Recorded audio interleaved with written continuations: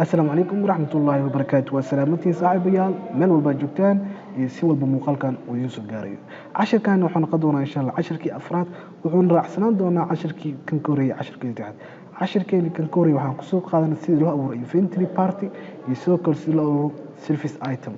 casharkani wuxuu ku soo gaar ahaan sidii loo abuuro inventory items-ka soo koobi buugyadaasha qaarkood markii ay kabin abuurtid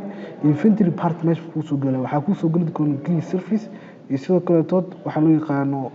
payment discount kuwaas ku soo gali doona laakiin meesha waxaa ka maqnaan doona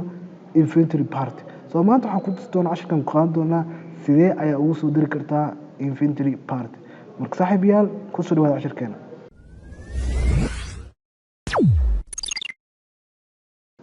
marka waxaa tegaynaa quick book aan noo soo furaynaa quick book markaa soo furno sana u yaala termin masnaga dheh hadeertaan haddii aan isku dayo inaan abuuro inventory soo waxaa leeyahay list yaa leeyahay kadib waxaa kasii dooran doonaa item list markaa kasii doorto new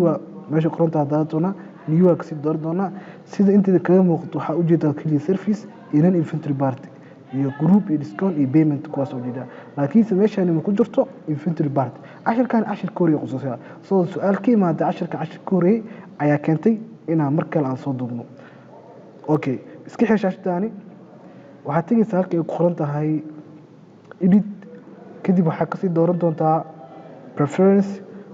markaa kasii doorto halkani yani waxaa kasii dooran doontaa meesha qoran tahay item and inventory markaa doorato shaashada lista kusoo bixi doonto so waxaa kasii dooran doontaa sida halka idin muuqato laba qayb waaye meesha qoran tahay my preference iyo company preference waxaa kasii dooran doontaa halka loo yaqaano company preference markaa kasii doorato meeshaan qoran tahay inventory and purchase order are active meesha qoran tahay aad tig saaraysaa tig markaa saarto kaliya waxaad leedahay okay aad leedahay wuxuu kaliya quick books must close all open windows to join this okay wuxuuna leeyahay quick bookska wuxuu ka xiri doonaa yani windows furan dhan si uu preference uu ku soo gareeyo so okay aad leenahay marka okay dhahno hadeerta haddii aad isku dayo inaad furno list kadib aad kasii dooran item list kadib new aan kasii doorno